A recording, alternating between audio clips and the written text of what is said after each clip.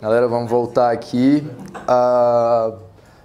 Quando eu estava falando do adimplemento, pagamento direto, a gente tratou de quem pagar, né? De quem paga, de quem recebe, certo? E agora a gente vai falar falamos o quê? De elementos subjetivos, que igual eu falei ontem, elemento subjetivo de obrigação, subjetivo, sujeito, pessoas. E aí agora a gente vai falar dos elementos objetivos, que é o que se paga e como se paga. O que se paga é o objeto e como se paga é a maneira em que vai se dar esse pagamento, certo? Então, a partir do artigo 313, o que ocorre? O objeto do pagamento, que é o que se paga, o objeto do pagamento é a prestação. E, como eu falei na primeira aula para vocês, o credor não é obrigado a receber nada que não for o combinado. Combinou que é isso aqui que tem que receber. Se você chega com outra coisa, o credor pode falar, amizade, não recebo. E ele tem o direito de não receber, certo? Mesmo pode ser até algo mais valioso. Essa caneta aqui, o cara me chegou com a Montblanc depois. Não, eu queria era aquela porque nosso negócio foi aquela, eu não quero a Montblanc. Depois você vai ter que cortar isso aí. Aí tem que pedir o colega cortar. Mas enfim, continuando. Outra coisa, parcelas. Não é obrigado a receber parcelado se não foi isso convencionado. Se foi convencionado que é por inteiro, tem que receber por inteiro. A não ser que, repito, se houver uma convenção de falar, o cara, não, beleza, eu vou receber partido. Ou seja, o que está usando desses exemplos aí, do artigo 313 e do 314 também, que é que, uma vez avançado, tem que ser cumprido. É respeitar a autonomia da vontade. A autonomia da vontade é também um bastião dentro do Código Civil. Além daqueles princípios que eu te falei, a autonomia da vontade, ela tem que estar sendo sempre respeitada.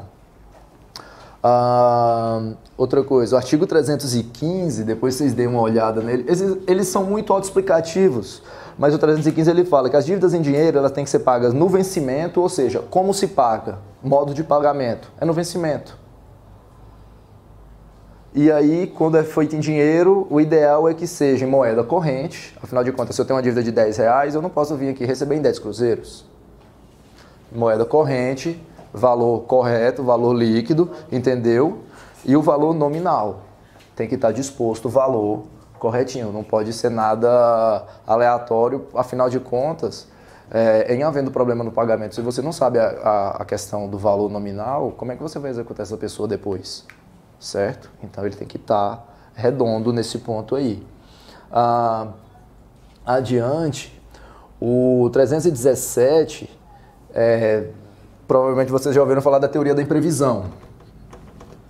E o artigo 317 ele fala justamente disso, que se por motivos imprevisíveis sobrevier desproporção manifesta entre o valor da prestação devida e o momento de sua execução, o juiz pode, a pedido da parte, corrigir esse valor para assegurar o equilíbrio nisso aí. Então, se houve algum outro motivo imprevisível que acarretou um desequilíbrio na relação, uma das partes pode pedir ao juiz que essa relação volte a esse equilíbrio. Temos essa previsão aqui e também no artigo 415 ou 417, não me ocorre agora o artigo exato, que trata nos contratos sobre essa questão da teoria da previsão e da onerosidade excessiva por questões imprevisíveis e que fogem ao controle das partes, tá? Por exemplo, no artigo, aí, seguindo adiante, o pagamento em ouro ou em moeda estrangeira é nulo, porque, como eu falei, tem que ser em moeda corrente. Pode haver convenção do pagamento em moeda estrangeira? Pode. Só que você tem que trazer a questão da conversão do câmbio, porque a regra é que seja pago em moeda corrente, tá? Seguindo adiante, a gente vai falar de prova do pagamento, porque o pagamento ele deve ser provado. Se você paga, você precisa dar prova desse pagamento justamente para se resguardar. Como é que você vai afirmar que você está livre dessa obrigação se eventualmente você vier a ser cobrado? O pagamento deve ter prova, correto? Então, adiante, o devedor ele tem o direito dessa quitação, tá? uma vez que você, como devedor, paga, você tem direito à quitação, a algum documento que seja, ou que seja dada a quitação de outra forma para você sobre isso aí, de que você está livre dessa obrigação. E aí, da mesma forma que quem não recebe o bem, você mantém o bem, enquanto você não receber a contrapartida para você fazer essa troca, da mesma forma também a pessoa, enquanto ela não receber, tiver o recibo em mãos, comprovando o seu pagamento, você não pode passar adiante, entendeu? Você não pode, o devedor ele tem o direito de reter a parcela enquanto não recebido, enquanto não dada a quitação. Porque eu pago para ti, você não me dá a quitação, daqui a pouco você vem e me cobra. Então, não, Breno, tu tá me devendo R$10, eu vou te pagar, enquanto você não me der o recibo, eu não te pago. Então, o recibo, a questão de prova do pagamento do recibo é uma prova inequívoca disso. O artigo 320 ele traz as regras disso, da quitação, que é o seguinte: a quitação sempre poderá ser dada por instrumento particular. E como ele fala poderá, não significa, traz uma faculdade nesse ponto aí. E aí esse documento, no caso, na maioria das vezes é recibo, né? Às vezes nota fiscal também serve, mas tem que designar o valor, a espécie da dívida que foi quitada, o nome do devedor, ou se alguém houver pago, e aí vocês lembram do terceiro não interessado que eu falei? A quitação ela tem que trazer isso aí, porque é isso que vai diferir se esse terceiro não interessado vai poder pedir um reembolso, ou se ele simplesmente não vai ter direito a nenhum reembolso, tá? Além disso, o tempo e o lugar do pagamento e a assinatura do credor, justamente para poder atingir os outros requisitos da obrigação, no que toca, além dos elementos subjetivos e objetivos, também o lugar e tempo de pagamento eles devem ser respeitados e constar do elemento do objeto da quitação, tá? No artigo 321, aqui é... Cadê? 321... os débitos cuja quitação consista na devolução de um título, geralmente a nota promissória acontece muito isso, porque aí você paga e a pessoa te dá a notinha de volta. Então, se, por exemplo, se foi perdido, imagina, você tem uma promissória aqui, e aí terminei de quitar a promissória, e tu abre, eu perdi a promissória. Eu posso reter o pagamento enquanto você não me disponibilizar desse título. Porque, embora não seja um recibo, a devolução da promissória ela vai caracterizar a quitação desse débito. Então, seja promissória, seja algum outro título, algum outro documento que caracterize isso, que dê a quitação, é o que você vai ter que você pode segurar se o devedor perder, tá? Seguindo adiante, do 322 ao 325, para a gente ganhar um tempinho, eu queria pedir para que depois vocês, até os 326, perdão, que trazem aqui as hipóteses de presunção de pagamento, presunção, lógico, relativa, iuris tantum, tá?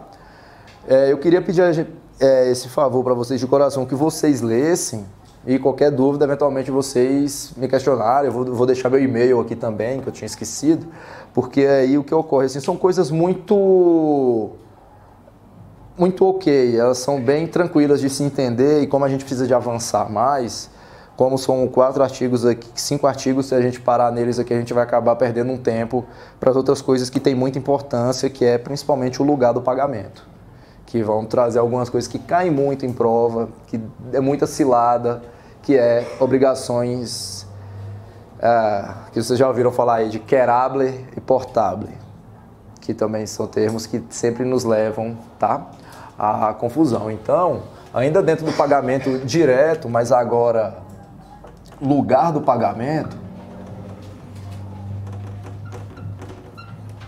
agora falando de lugar do pagamento,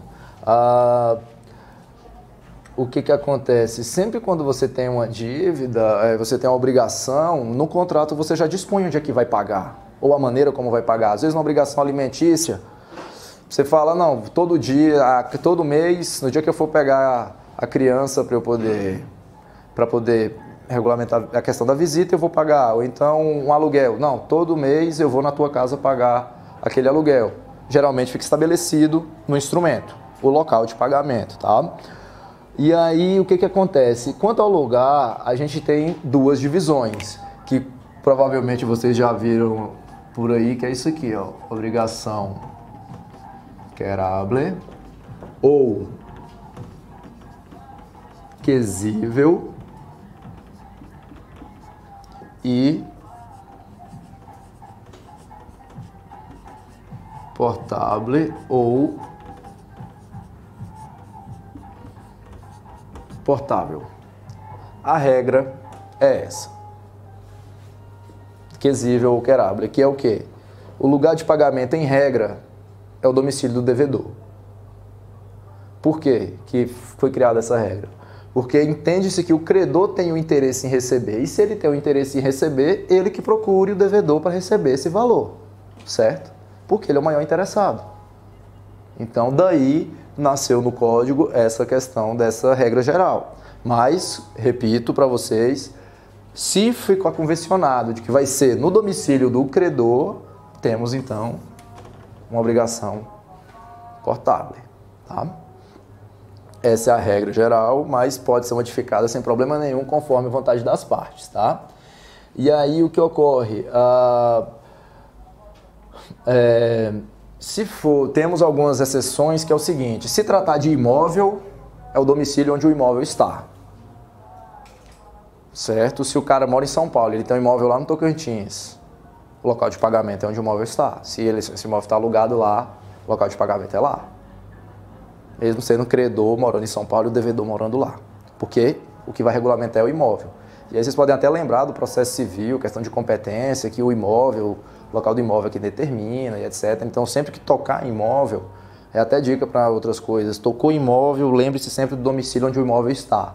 Até porque não tem lógica. Como é que eu vou discutir coisas relativas a um imóvel fora do domicílio desse imóvel? Fica um pouco, né, meio sem lógica nesse sentido aí. E aí, se for mais de 2 lugares, no caso, a escolha pelo 327 aqui, parágrafo único, se forem determinados mais de um lugar para pagamento, aí o credor é quem escolhe, tá? O credor é quem vai ter o direito de escolha nesse ponto aí. Tem algumas regrinhas que foram trazidas com o Código de 2002 que elas começam a partir do artigo 329, que é o seguinte: 329 ele dispõe que, por exemplo, se por algum motivo, que seja grave, lógico, e aí não tiver como fazer onde foi estabelecido, o devedor ele pode fazer em outro local sem prejuízo do credor. Imaginemos que, sei lá, tá tendo algum problema, houve interdição, uma rua, uma ponte que caiu. O devedor pode fazer esse pagamento no outro local, tranquilo, desde que não haja prejuízo ao credor. E aqui a gente homenageia os princípios da função social e da boa-fé, lembrando lá da eticidade, a socialidade que eu já tratei lá no começo. Esse artigo ele trouxe nisso justamente o quê? Para que nem o devedor fique sem pagar e nem o credor fique receber, embora haja um grave motivo que impossibilite o pagamento no local que habitualmente está sendo feito esse pagamento, tá? No 330, aqui a gente traz outra coisa que é o seguinte: não sei se vocês já ouviram ou já leram sobre surrectio e suppressio. Já, né? Pois é, isso costuma cair em provas de defensoria. Provas de defensoria, isso aqui é um prato cheio. Inclusive, na minha prova em Alagoas, na prova oral, eles me perguntaram disso aqui. Estava lá no tete-a-tete com o examinador, ele foi e falou. Ele perguntou outras coisas, né, das figuras parcelares da boa-fé, mas no que toca a lugar, eu vou me ater a isso aqui, que é o seguinte: está no 330, que se o pagamento for feito reiteradamente em outro local, sem oposição do credor, vai haver a surrectio, que no caso vem de surgimento, e surge esse outro lugar. E você automaticamente renuncia o local anteriormente fixado e vai o quê? Vai surgir um novo local de pagamento. E automaticamente vai ser suprimido aquele primeiro. Em exemplo, vamos ver aqui, por exemplo, A e B tenham prestações sucessivas aí, imaginemos que todo mês ele tem uma dívida aí de dinheiro com o B e todo dia ficou estabelecido que, B tem uma dívida, B é o devedor, ele tem uma dívida com A aí, pegou um dinheiro, enfim, precisa de pagar, ou seja, um carro, ele vai pagar em dinheiro todo mês essas parcelas desse carro. Ficou estabelecido em contrato que ia ser pago toda vez na casa de A. Toda vez o B ia ter que se deslocar ao domicílio do A para fazer esse pagamento. Ficou estabelecido no contrato isso aí.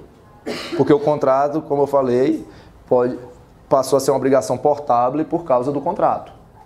Beleza. Tá pagando aqui, só que aí acontece que A estava sempre indo ali na região de B e B estava sempre pagando na própria casa dele, no domicílio dele. B ficou pagando aqui, pagou um mês, pagou 2, pagou 3, pagou 4, quando viu pagou 1 ano. Aconteceu aqui justamente esse fenômeno. A suprécio ocorreu aqui. Por quê? Porque foi suprimido. A tacitamente renunciou de receber o dinheiro conforme foi acordado em contrato. Ou seja, lê o suprécio, lembra de supressão, porque de fato é isso que significa. Supressão, suprime, renúncia, deixou de ter esse direito. Automaticamente eles são coisas que acontecem ao mesmo tempo, são simultâneos. A partir do momento em que houve a suprécio desse aqui, a surrectio, que significa surgimento, desse local aqui. E isso aconteceu tacitamente, porque A hora nenhuma se opôs. A estava sempre na região, estava recebendo ali. Se aí chega um dia lá, imaginemos que adiante, B quer pagar aqui e A fala, não, cara, mas lá no contrato eu não vou mais aí na região, sei lá, não tenho mais motivos para ir aí e tu não tá vindo me pagar mais. B pode argumentar justamente isso aqui. Por quê? Porque justamente em razão do decurso do tempo e da renúncia tácita dele a esse direito aqui, surgiu o direito de pagar em outro local. Certo? Isso aqui homenageia o quê? Boa fé. Hora nenhuma se opôs, todos os pagamentos sendo feitos de boa fé em outro local. Paciência de quem não argumentou, ele poderia desde o começo ter falado, opa, vamos pagar aqui. E aí essas figuras elas não aconteceriam. A partir do momento em que ele tacitamente está aceitando isso acontecer, eu não posso macular o direito e violar a boa fé de B, porque o A simplesmente se manteve inerte. Alguma dúvida nisso aqui? Sim. Professor, você está falando de lugar, né? Mas algum fenômeno parecido pode acontecer com a data, por exemplo? Você estabelece no contrato o pagamento numa data X, sob pena de multas, né, de atraso. E aí reiterados pagamentos em data diferente, também dá para entender que houve uma anuência tácita? Não, porque a data a gente vai entrar em outras questões como juros, como cláusula penal, porque o que ocorre? O tempo de pagamento, e aí é que eu vou falar no próximo momento, o tempo de pagamento é quando se paga, ele faz parte do adimplemento. A partir do momento que eu pago na data errada, eu posso estar pagando para a pessoa certa no lugar certo, no tanto certo. Passando um ano você pagando reiteradas vezes. A partir do momento em que você paga antecipado, por exemplo, é uma faculdade sua. Porque o ideal, assim, o limite para pagar é o final. Porque a data de pagamento é a data limite. Se você paga atrasado, você já está em inadimplemento. Então, a não ser que vocês depois façam um aditivo no contrato e mudem a data, perfeito. Mas por decurso de prazo, porque o que ocorre? Se você paga sempre antecipado, se isso surgisse, e se um dia você não conseguisse pagar nessa data, e o cara te cobrasse essa data e te alegasse um inadimplemento? Por exemplo, todo dia 15 você tem que pagar, está no contrato. Você começou a pagar dia 10. Imaginemos que dia 10, tacitamente, passe a ser a data. Por alguma questão do destino, qualquer coisa, no dia 10 você não sei lá, ficou desempregado, não tem como pagar dia 10. E o cara vem e te cobra dia 10 e você não paga e ele vai querer cobrar juros e multas e tudo a partir do dia 10. E você vai falar, não, mas dia 15 é que estava o contrato. Ah, mas tacitamente virou dia 10. Então é algo aí, é uma faca de dois gumes e aí existem outras variáveis como juros, como a própria cláusula penal que está mais adiante que em relação ao inadimplemento ela pode, se prevista, recair sobre quem frustra o adimplemento do contrato, então isso aqui não há como acontecer, porque eu diria que seria muito temerário, porque de ambos os lados é algo que pode dar ruim, e a lei também não traz essa previsão. Com relação ao lugar, tem um tempo determinado que pode, um ano? Não, a lei não traz o tempo, aí no caso vai ficar para o magistrado decidir isso aí, não há um prazo determinado, né? Não há de fato um prazo, no artigo 330, hora nenhuma, não há, só fala, o pagamento reiteradamente feito em outro lugar, mas você não pode dizer o que é reiteradamente, que acontece pelo menos mais de uma vez, mas quão mais de uma vez é reiteradamente? Aí vai entrar na discricionariedade do magistrado. E aí é só na hora que você joga para a mão do Poder Judiciário que você vai ver o que vai acontecer nesse ponto. Alguma questão, gente? Dessa daí, do lugar? Ou tá tranquilo? Vamos falar então do tempo de pagamento, que não incide surrécio nem suprécio. Tempo de pagamento a partir do 331. Artigo 331 até o 333. São 3 artigos, mas o artigo 333 ele tem os 3 incisos. Então aí a gente vai se debruçar um pouco mais em cima disso aqui, tá? E sobre o prazo, como eu já falei para a colega, é estabelecido em contrato pelas partes, porque isso aí vai fixar o marco temporal para várias outras consequências que podem advir disso aí. Você pode eventualmente colocar alguma benesse também no contrato de papel pagantes? Pode, mas ainda assim a data de pagamento continua sendo a mesma, por causa desses outros efeitos que vêm em razão do inadimplemento, tá? Então, a gente tem, por exemplo, para que serve a data de pagamento também? O credor ele não pode exigir antes do vencimento. Se você estabelece isso antes, igual eu te falei, se você estabeleceu o dia 10, imaginemos que ia ser dia 10, se ele te cobrasse esse dia, ia frustrar o que está no contrato, que era o dia 15, ele não pode cobrar, a própria legislação fala que ele não pode cobrar antes.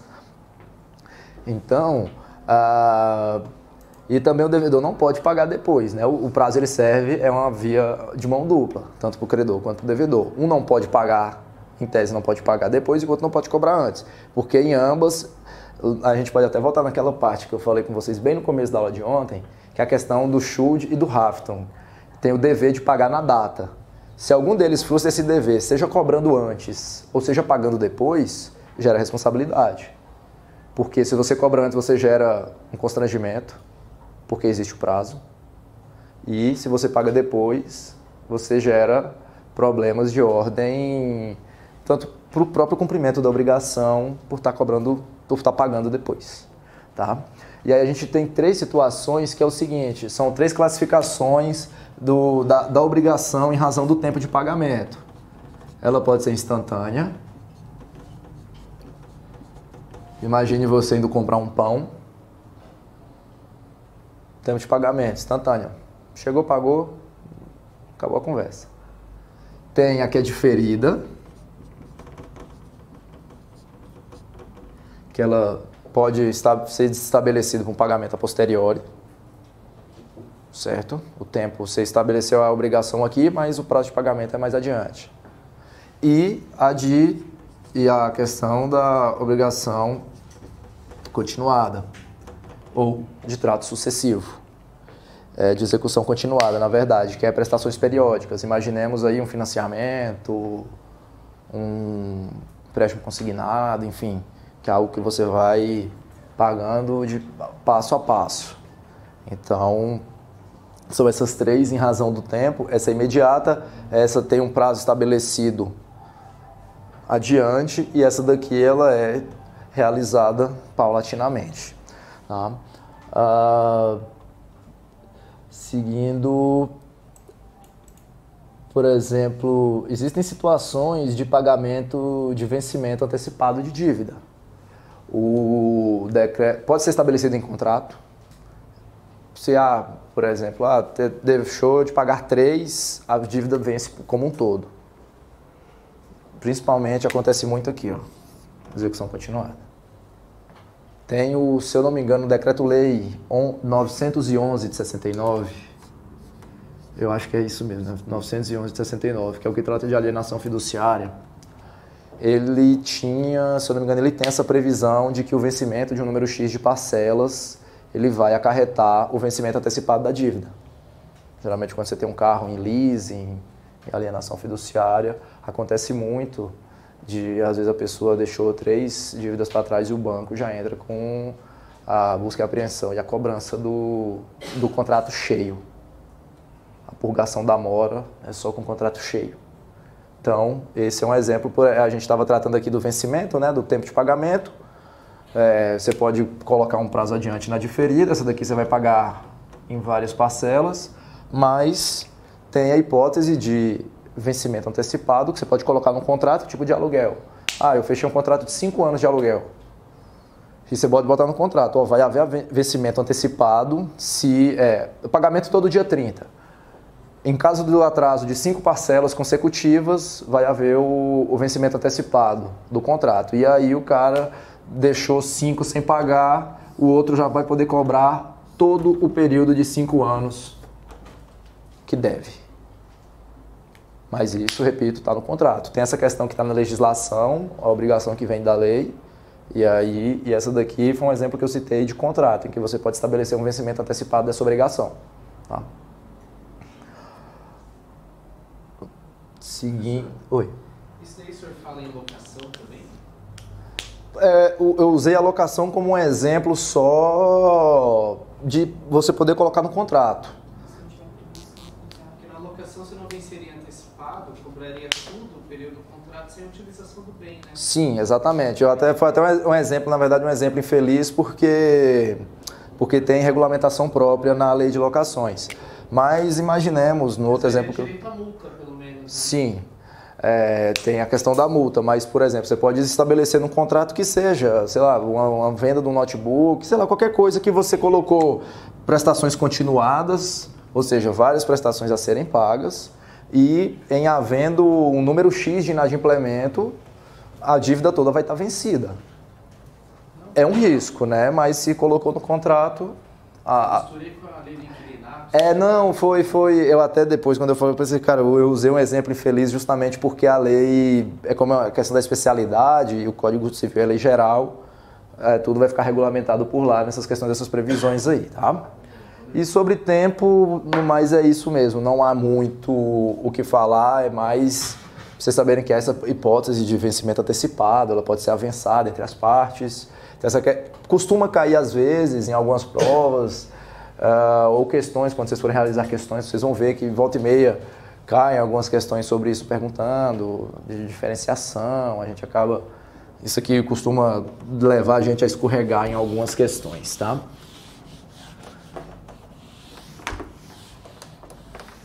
Alguma dúvida, gente?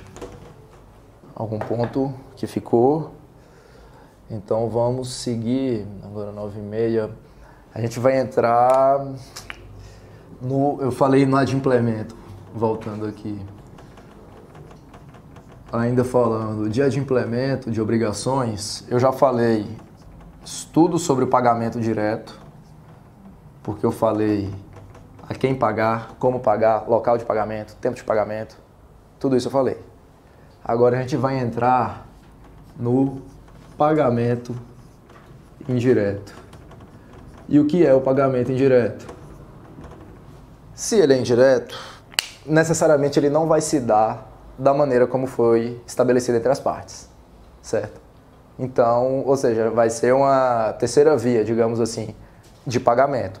Mas ainda assim, por ser pagamento, é uma maneira de desonerar o devedor dessa obrigação, tá? Existem são várias as hipóteses das regras especiais de pagamento indireto, e eu vou começar através da consignação em pagamento, tá? Quer dizer, do pagamento em consignação, perdão, que ele começa no artigo 334, pagamento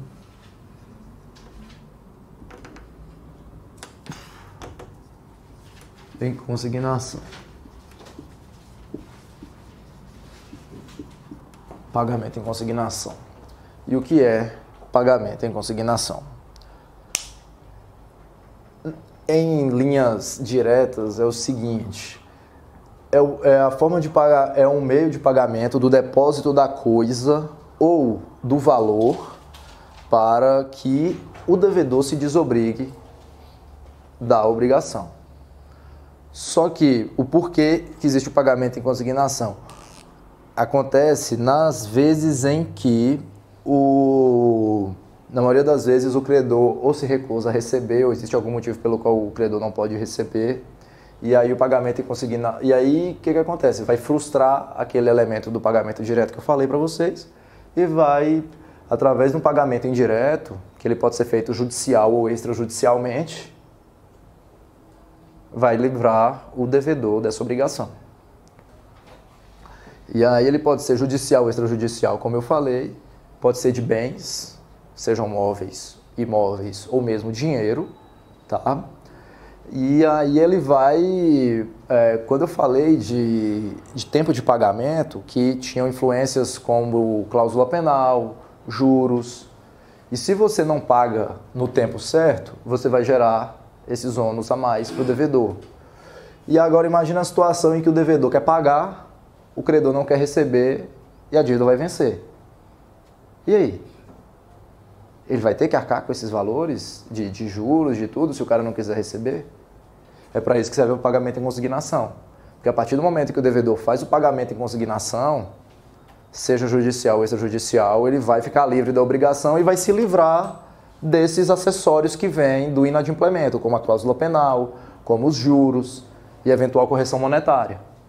Porque, beleza, cara, tô te devendo, tu não quer receber, eu vou, seja extrajudicial, geralmente em instituição bancária, ou mesmo judicial numa conta determinada pela justiça ou com algum depositário, o devedor fala, tu não quer receber, beleza, eu vou dar meus pulos e eu vou ficar livre disso, eu não vou ficar preso a vida inteira numa dívida com uma pessoa que não quer receber, embora eu tenha como pagar. Então, assim, a grosso modo, é assim que funciona o pagamento em consignação. E aí no artigo 335 a gente traz, no 335 aqui, ele vai falar justamente quando vai se dar o pagamento em consignação, tá? E aí, mais uma vez, eu vou pedir a compreensão de vocês e a leitura de vocês do 335, porque nós temos aqui 5 hipóteses, né, para onde cabe o pagamento em consignação. E pelo avançado da hora vai ficar... A gente vai despender muito tempo, eu quero ver se eu ainda falo de mais alguma outra figura sobre isso aqui, tá? Então, vocês deem uma lida no 335, são as hipóteses em que cabe o pagamento em consignação, mas eu ainda vou trazer outras explicações para vocês aqui. Por exemplo, indo adiante, se o pagamento for em dinheiro, se for uma dívida em espécie, se for uma obrigação de pagar a quantia,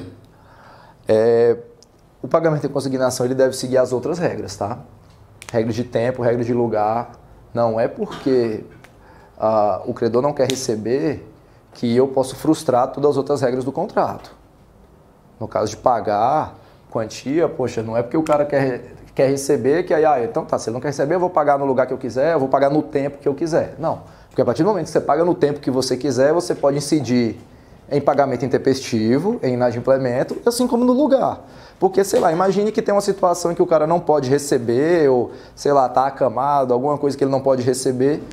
Você vai pagar no lugar onde estava estabelecido, consignar no lugar onde estava estabelecido, que no dia que ele puder receber, ele vai lá no local, recebe o valor e todo mundo fica satisfeito nesse ponto aí, tá? Então, nesse caso, tem que seguir todas essas regras e, por exemplo, a partir do momento que... Desculpa atrapalhar, só não, que isso. Jamais atrapalhar nunca. Tem como afastar o princípio da causalidade quando é consignação e pagamento? Porque normalmente, assim, pelas ações que eu já vi, o juiz acaba condenando a parte em razão desse princípio da causalidade, porque deu causa a essa situação que ensejou recorrer ao Poder Judiciário. Há exceções a esse princípio ou, em regra, ele vai ser aplicado? Bom, mas aí você fala que ele não quem faz o pagamento em consignação, mas quem... O devedor. Ele condena o devedor por ele ter dado causa ao pagamento em consignação? Você pode me elencar um exemplo, porque eu estou... Não, eu vi uma situação parecida, vou ter que dar uma procurada de novo. Porque assim, a causalidade, você pode afastar de fato o princípio quando você tem algum caso fortuito, questão de força maior, beleza, ou que você consiga comprovar de que você de fato não deu causa. Seja por essas questões imprevisíveis e improváveis, seja e fora da força das partes, ou que a própria outra parte tenha dado causa. Por exemplo, imagina que o credor não quer receber, tá de birra. Sei lá, o cara, um é corintiano, outro é palmeirense, tá devendo, o cara, não vou receber não. Se você comprovar que o outro deu causa, então quem teria que pagar isso era o credor. E geralmente quem dá causa, na maioria das vezes, e regra geral, é o credor quem dá causa ao pagamento em consignação. No caso, o que abre o devedor que abre a ação. É, o devedor, porque ele é quem quer pagar. Então ele inaugura a ação pedindo para fazer a consignação em pagamento. Né? Então, assim, por exemplo, existe um caso muito comum de consignação em pagamento, que o pessoal até orienta e tal, já até orientei alguns trabalhos, que é o seguinte, revisão de contrato. Por exemplo, financiamento de carro. Tem gente que acha que tá caro demais. O cara deixa de pagar porque acha que está no direito de deixar de pagar porque a dívida supostamente está cara, tem que ser revisada. Não, você tem que fazer o pagamento, a consignação desse pagamento, ainda que o valor seja que você não concorde, que aí lá na frente, se for revisado, você vai receber a tua parte. Então, nesse caso aí, muitas vezes, se ele não faz e ele começou a dever e lá na frente ele entra com a consignação, ele deu causa, porque primeiro iniciou o débito, tá? Mas agora, numa situação ordinária, eu não consigo visualizar nesse ponto aí. Eu acho que, na verdade, pelo menos uma suposição que seria que ele pensou era o caso de inadimplemento, quando você não consegue depois encontrar o credor e aí você conseguir... Aí de fato o cara deu causa porque tem que ser, você tem que comprovar que houve, né? Porque aqui nas hipóteses aqui, se o credor, no inciso 2, se o credor não for nem mandar receber a coisa no lugar, no tempo e condição devidos. Mas aqui, se o credor não for e nem mandar, pressupõe o quê? Que o credor é quem tem que ir atrás do pagamento. Aí tem que verificar quem ficou responsável por esse pagamento e o local do pagamento. Porque aqui no inciso 2 a gente está tratando de obrigação de receber na casa do devedor. Ou seja, está lá o devedor para receber, para pagar. O pagamento é no domicílio dele. O credor não mandou ninguém, nem no tempo certo, aí beleza. Mas agora, nesse seu caso, eu imagino que ao devedor cabia o pagamento, inclusive no prazo, e ele deixou e depois ele consignou. Eu acho que aí sim, em razão disso, ele deu causa. Se ele tivesse consignado, nesse caso, aí qual seria a razão da consignação nesse ponto aí? Seria uma não concordância com o valor? Não sei. Aí se for por isso, se não se enquadrar em nenhuma dessas outras hipóteses aqui, de fato pode ensejar. É muito complicado falar algo em caso que você não teve acesso, que você não leu, que você não sabe a causa da coisa. Mas se for, por exemplo, imaginemos um boleto que o cara tem lá, é dele, ele tem que pagar, ele não pagou no prazo e depois ele vai lá e conseguindo, ele deu causa porque o inadimplemento partiu dele. Então, nesse caso, de fato, a causa foi do próprio devedor. Que é muito comum acontecer isso com cheque, porque eles pagam, quando você paga a empresa, eles passam para fornecedor. E aí depois, quando você fica inadimplente e vai tentar adimplir isso, já está com outra pessoa, você não consegue identificar. Então é muito comum ter isso. Entendi. Aqui também, falando de consignação, porque realmente é uma situação que ela é recorrente. A questão assim, o cara sabe que ele está inadimplente, ele quer pagar, mas não tem a condição de pagar o valor total ou que deveria ser pago. E aí, geralmente, ele vai, aciona o judiciário, declarando assim, eu devo 500, mas eu consigo pagar 200. O credor não é obrigado a receber. Mas existe a possibilidade de o devedor fazer essa consignação. Até pode, mas e aí, por exemplo, porque o que a lei prevê é, no caso, quando o devedor ele paga o valor que ele entende ser justo. Se por acaso ele entende que é uma descompensação, sei lá, o cara está me cobrando 500, mas pelos meus cálculos aqui essa dívida é só de 200. Eu vou lá e conseguindo o valor que eu entendo correto, e aí vai discutir o restante.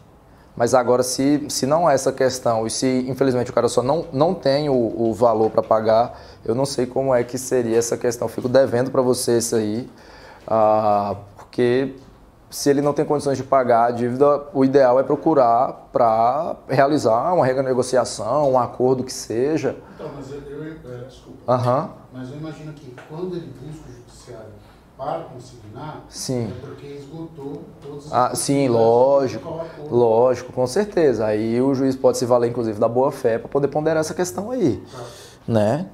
E aí vai ser conforme o caso for julgado, de fato, porque se... Aí ele poderia, quem sabe, argumentar, olha, não entendo o valor ser justo e tal, aí não ia gerar os outros efeitos. Mas, de fato, faz sim sentido o que você trouxe aqui. Adiante, por exemplo, quando você faz uma consignação em pagamento, se o credor, você faz a consignação, quando é empresa bancária, o credor ele é notificado para poder, né, vir pegar o dinheiro, ou eventualmente reclamar. Quando é judicial também ele é citado para que ele possa se manifestar, se opor, aceitar que seja. Se ele não faz nada disso, por exemplo, eu vou lá, faço consignação de R$2.000 de uma dívida, que o cara não queria receber. Mas se ele nem foi atrás, o judiciário citou, ele não respondeu, não fez nada, eu posso... Beleza, cara, tu não quer pagar, eu posso ir lá e pegar o dinheiro de volta. Entendeu? E é dado como quitado? Não. Não. Eu digo assim, que o valor tá lá, você tá livre disso. Se você quiser ir lá, eventualmente quiser pegar esse dinheiro, beleza, porque ele hora nenhuma contestou, falou que queria ou não, mas assim, é uma salvaguarda que a lei dá, porque, por exemplo, imagina se você consigna, o cara não fala nada, não responde nada, e aí, teu dinheiro vai ficar a vida inteira perdido lá na conta judiciária? Né, também, se não há manifestação do credor, a possibilidade... Oi? Eu não ia perguntar, mas tem agora. É que eu vi que você levantou a mão. Mas aí não dá para se entender como tacitamente aceito para a lactação, dependendo do contrato, será? Não necessariamente, porque a gente não sabe quais as razões disso, né? E aí pode verificar eventualmente a questão da prescrição. Se decorrido o prazo de prescrição, beleza. Mas do contrário, como é que eu vou... Porque senão você poderia... Imagina que é uma pessoa sozinha, não tem filho, não tem neto, não tem ninguém, e ela entrou em coma. Ela não pode receber. Um exemplo.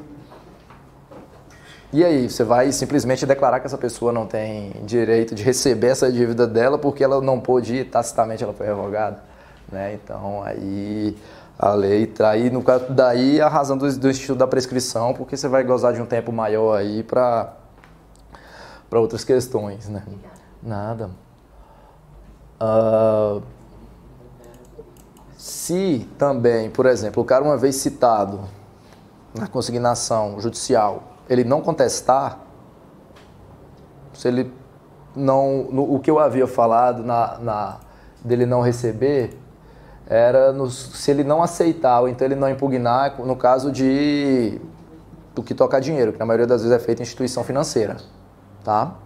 Agora, quando é judicial, se você conseguindo judicialmente a grana, o cara é citado, ele não contesta e corre a revelia, o juiz dá a quitação e aí tchau pro devedor, o devedor fica livre. Se ele não, porque ele pode contestar e falar, não, o cara pagou fora da hora, o cara consignou fora da hora, o cara consignou a menor, consignou a maior, ou ele pode simplesmente aceitar, não, beleza, cara, estava viajando, não podia receber, mas dou por quitado. Se ele foi citado validamente e não falou nada, o juiz resolve o caso. O juiz extingue o processo e até logo. Não tem mais o que fazer. E aí, uma vez julgado procedente o processo, o devedor não pode mais levantar esse dinheiro. Tá? Seguindo... eu lembro que eu falei para vocês ontem de dar coisa incerta. Né, da obrigação da coisa incerta, eu falei da concentração, falei do gênero e quantidade, que aí você vai determinar a qualidade e vai virar uma obrigação de dar coisa certa. Né? E aí o que acontece? Se, no caso, é de dar coisa incerta e a escolha é do credor, o devedor vai dar um jeito de chamar ele para vir fazer essa escolha. Porque, como a gente falou, na regra geral a escolha era do devedor, mas imaginemos que a escolha ficou, eles combinaram que a escolha ia ser do credor, na obrigação de dar coisa incerta. Ele vai, comunica o credor e fala, amigão, venha fazer a concentração, vem a escolher a qualidade do objeto fruto da nossa obrigação. E aí manda ele vir. Se ele não vier, você geralmente é através de comunicação, você comunica, o cara, ele não veio. Então tá, já que ele não veio, ele abriu mão, eu, devedor, vou fazer essa escolha por ele. Feita a escolha, está na hora de receber, de realizar a tradição. Você comunica, aí você entra judicialmente, por exemplo, na consignação em pagamento, o juiz vai mandar o cara, citar o cara vir pegar a coisa incerta dele, que já virou coisa certa. Certo? Para poder ele ser citado para vir buscar. Por exemplo, igual o exemplo que eu dei ontem, sei lá, 20 sacas de café.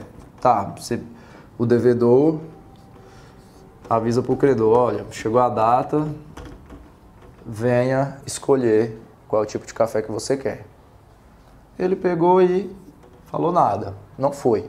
Ok, o devedor escolheu que vai ser o quê? 20 sacas de café da Nespresso, imaginemos.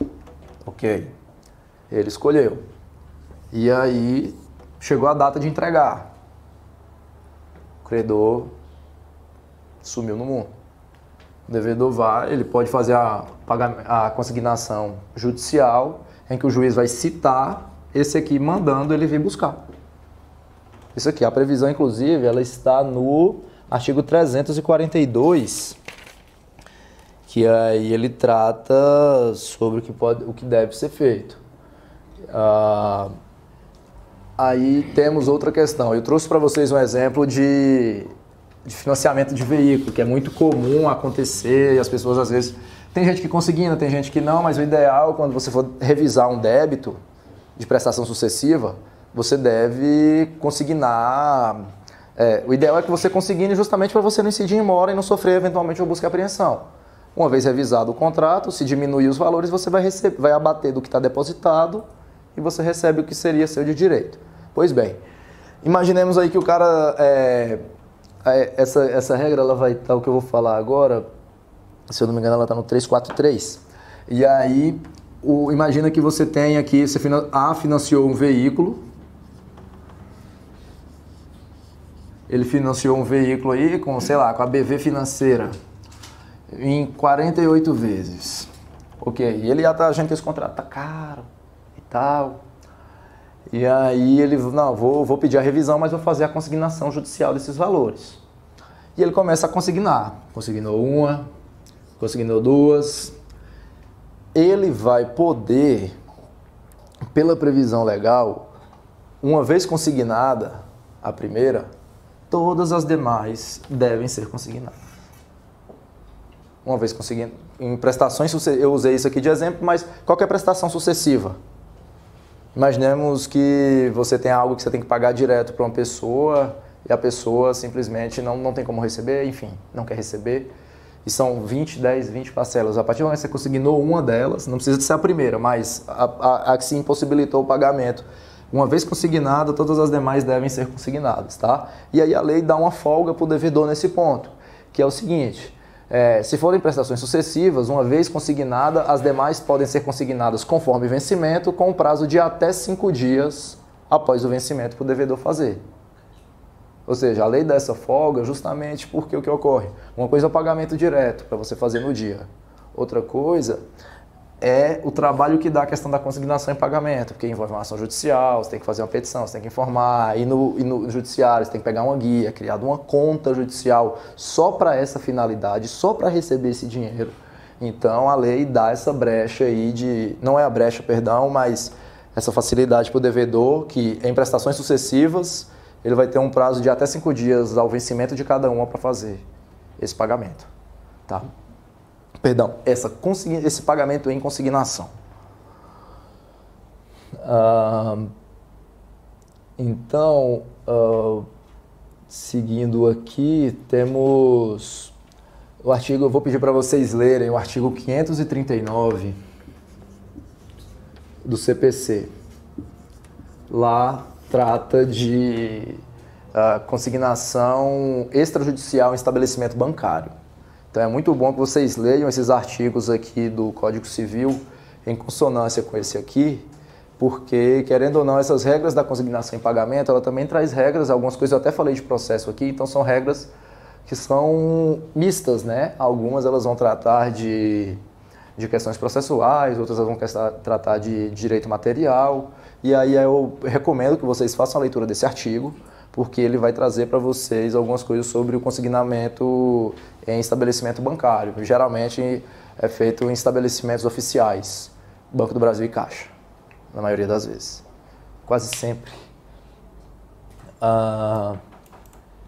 E aí outra coisa que até para finalizar, o que o pagamento em consignação ele homenageia?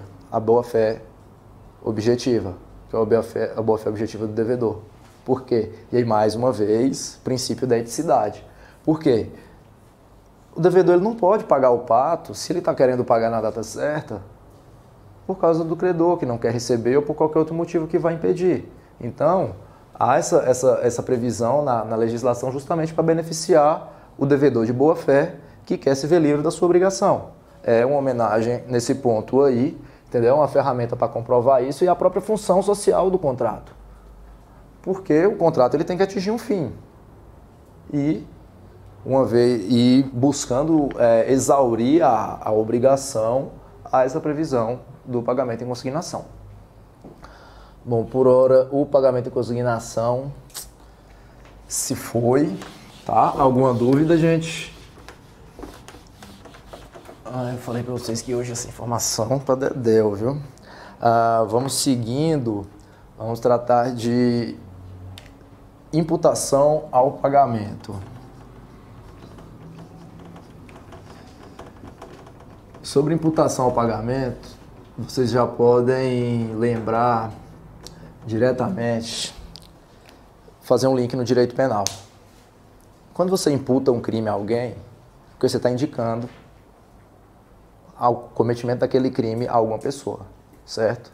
Da mesma forma, imputação ao pagamento. Você vai imputar o pagamento a uma dívida, certo? A partir, a imputação ao pagamento, ele vai do 352 ao 355 do Código Civil. E traz o seguinte, nós vamos ter alguns elementos que vão caracterizar isso aqui. Nós vamos ter um devedor,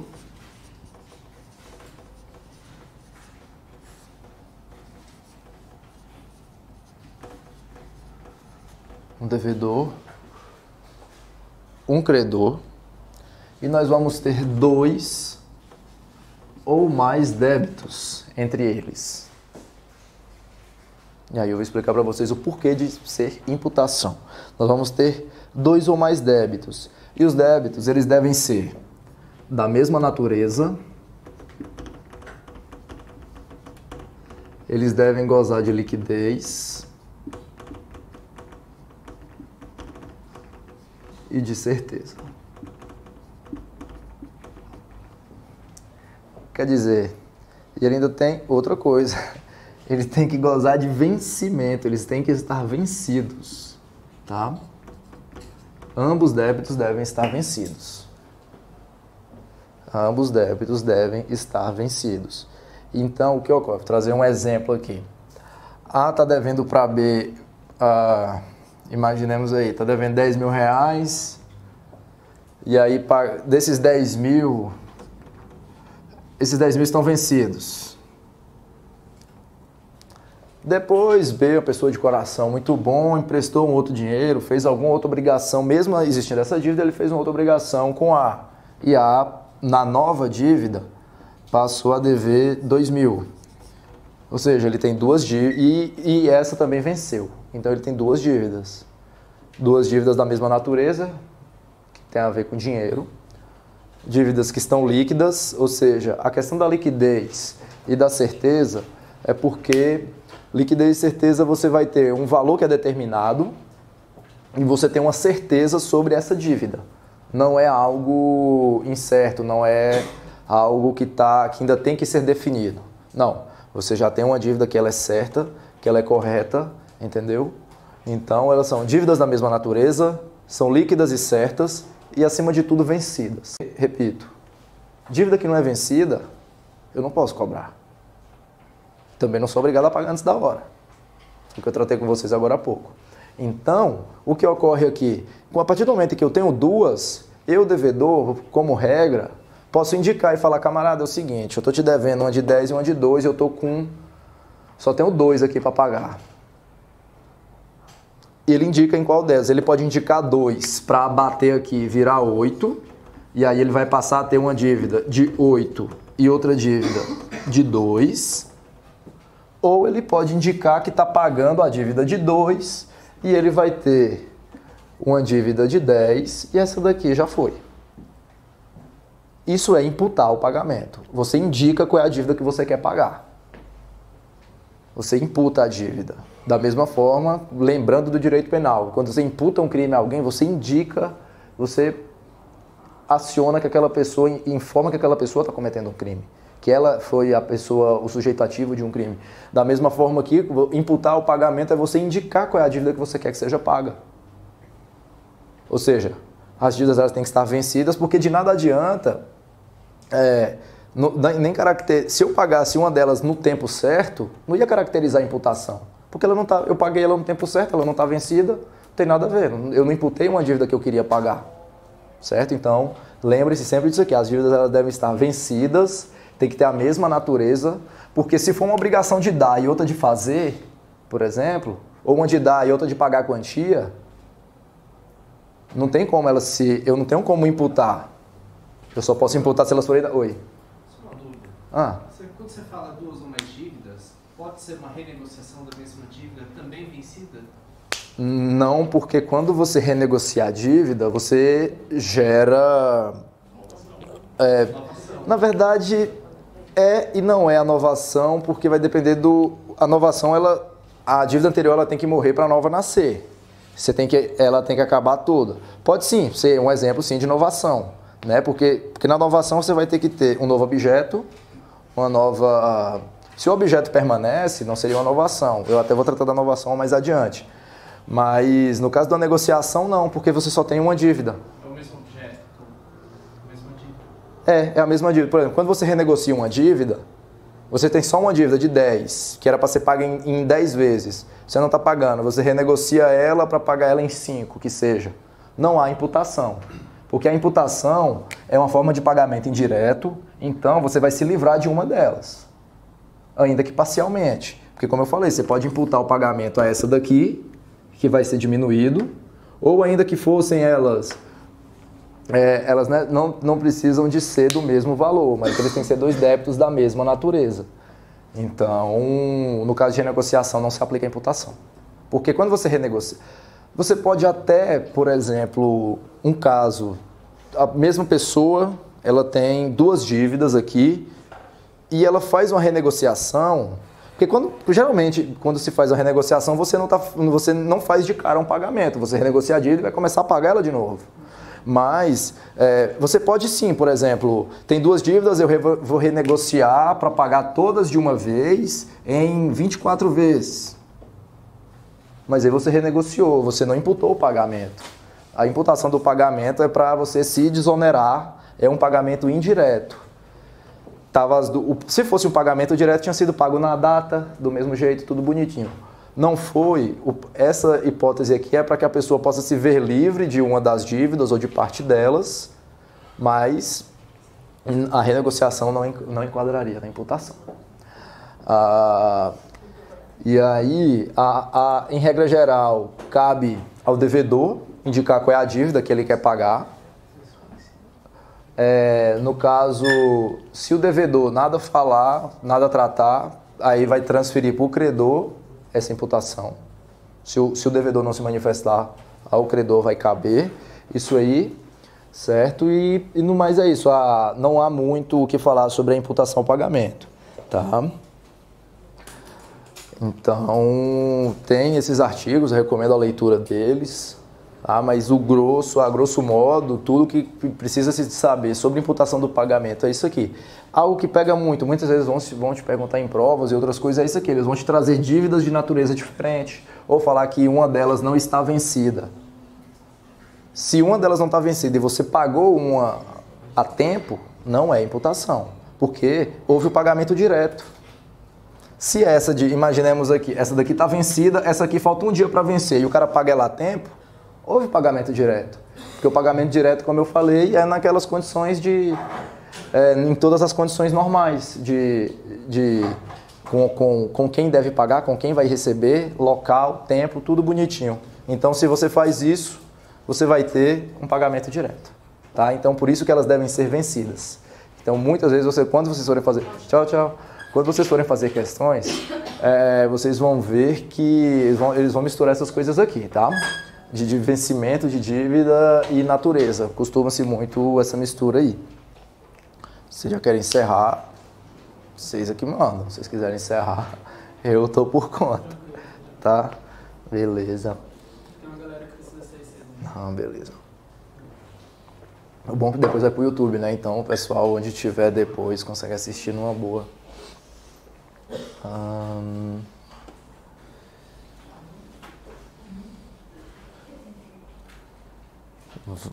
Seguindo adiante, a gente vai falar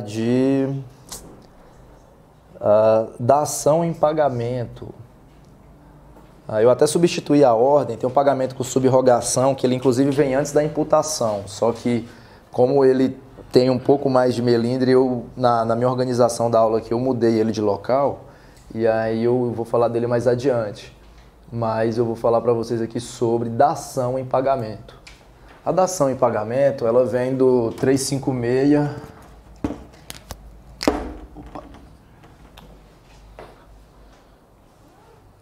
Do 356 ao 359.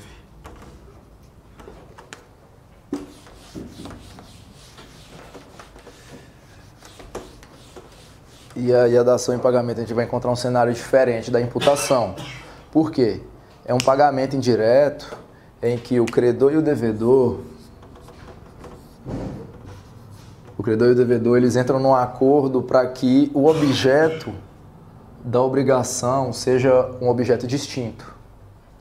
Se fosse uma obrigação que envolvesse dinheiro e aí o devedor não pode pagar, está atrasado, enfim, não está conseguindo pagar, mas ele tem um outro bem que possa fazer às vezes desse pagamento. Como eu já falei, no pagamento direto, o credor não está obrigado a receber outra coisa que não o que foi determinado na obrigação, certo?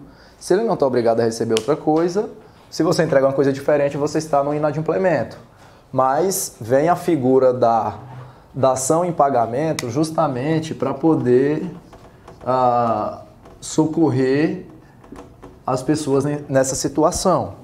Então, tem que ter um consentimento expresso do credor. Por exemplo, há uma dívida de dinheiro, aí o cara fala, poxa, cara, eu não tenho essa grana, mas eu tenho um carro, eu tenho uma casa aqui, e eu posso te passar ela para a gente quitar essa dívida. Então, tem que haver consentimento do credor, e é um consentimento expresso, tá? Ele tem que anuir 100% de que ele está recebendo uma outra coisa. Porque imagina que ele não consente, mas ele recebe e depois ele vem cobrar. Como é que o devedor vai comprovar de que houve essa aceitação? É lógico que tem como outras provas que não essas, mas a legislação fala o fato de ter o consentimento expresso, tá? E assim, não precisa ser necessariamente dinheiro. Eu usei o dinheiro aqui só como exemplo, mas pode ser outra coisa. O cara está devendo uma casa, mas vai dar um carro, está devendo um notebook, um celular, mas, sei lá, não, pô, eu tenho um drone aqui parado, eu vou te dar. Podem ser outros objetos, não necessariamente seja dinheiro. Contanto que seja um bem distinto do bem avançado, já pode ser caracterizado a ação em pagamento. Não esquecendo da necessidade do consentimento do credor, um consentimento expresso nesse ponto aí. E aí tem uma coisa muito interessante, que é o seguinte, por exemplo, imaginemos aqui, vou trazer um outro exemplo aqui. Imaginemos que A deve para B um celular, e aí, igual o exemplo que eu falei, tá, A pega e vai dar um notebook no lugar. Só que esse notebook, ele tem dono. E não é o A. Ele está dando uma coisa de outra pessoa. E aí vem a figura da evicção. E ele pode sofrer evicção. Vocês se lembram da evicção, que é a perda do bem, né? Superveniente, quando a pessoa não é proprietária dela, ele pode sofrer evicção. Imaginemos que B venha a sofrer evicção desse bem aqui, que foi dado em pagamento. A obrigação retorna. Porque a dação em pagamento, ela vai quitar a dívida. A partir do momento que você aceita receber uma outra coisa, você deu quitação dessa dívida. Você desonerou o devedor. Só que se você sofre evicção do bem que o devedor te deu, a obrigação é restabelecida, porque a obrigação ficou sem quitação. Você perdeu o bem que você recebeu. Então, não tem como você manter. Imagina aí, o cara dá um bem, depois o credor perde esse bem, e aí a obrigação ia ficar quitada? Alguém ia ficar no prejuízo. Então, a legislação traz esse informativo, esse comando, justamente para que a parte que recebeu e foi evicta, que sofreu evicção, ela não fique no prejuízo para com o outro. Tá? E evite um enriquecimento ilícito, um enriquecimento sem causa da parte que deu esse bem em dação de pagamento. Tá? Certo. Vencido isso aqui, a dação em pagamento também não caracteriza novação. Porque a dívida ela é a mesma, a obrigação ela é a mesma. Você só mudou o objeto do pagamento. De todos aqueles elementos, quem deve pagar, quem deve receber, tempo, local, a única coisa que foi mudada foi o objeto. Então não é inovação, não surgiu uma nova dívida. Então se alguém falar, dação em pagamento é uma forma de inovação, são figuras distintas. Então não tem como aliar uma coisa à outra. Tá?